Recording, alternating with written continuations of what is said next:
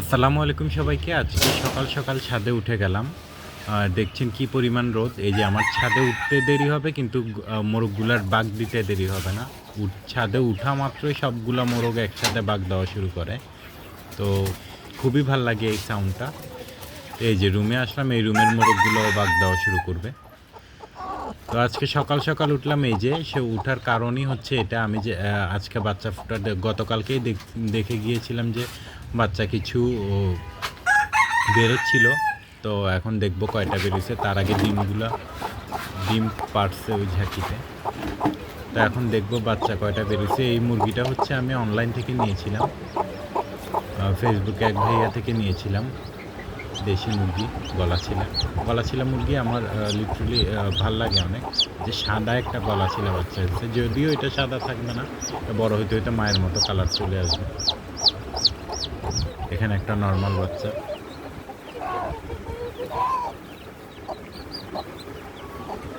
যেহেতু আমার ঘরে কালো মুরগি আছে, এই যে কালো গলাছিলা বাচ্চা, আমি একে এত ডিম দিইনি, একে 10টা ডিম দিছি।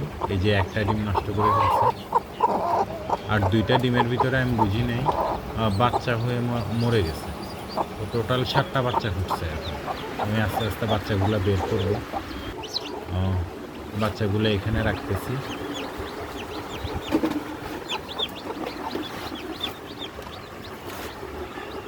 এখানে 4টা, একবারে কালো একটা বাচ্চা হয়েছে। 5টা, 6টা,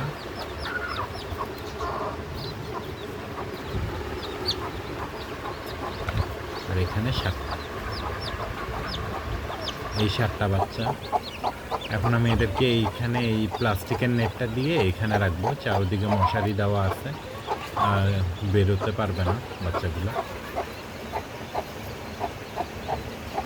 মুরগিটা প্রথম তুলাতে আমি ডিমও কম দিলাম, তো বুঝলাম না। ডিমের ভিতর 2টা বাচ্চা, সুন্দর সুন্দর বাচ্চা ছিল, 2টা বাচ্চা মারা গেছে।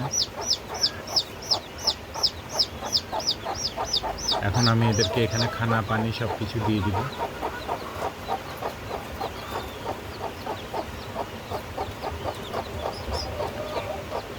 আগামী 15-20 দিন এরা এখানেই থাকবে, এখান থেকে আর বের করব না। এই যে কিছু ছবি তুলেছিলাম, ছবিগুলো অ্যাটাচ করে দিলাম। এই যে এখানে খাবার দিয়ে দিছি, খাবারটা দিয়েছি আমি সোনালি স্টার্টার ফিড। সোনালি স্টার্টার ফিডটা মুরগিটাও খাবে, বাচ্চাগুলোও খাবে। এই খাবারটা চলবে আগামী 1 মাসে, এই খাবারটাই চলবে। এখন আমি এদের জন্য পানিটা রেডি করব।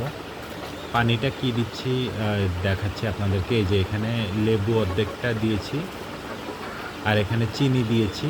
চিনি আর লেবু মিক্স করে তারপরে এই পানিটা, এই যে মিক্স করে এখন এই পানিটা দিয়ে দিব। এই পানিটা আজকে সারাদিনে খেয়ে ফেলবে।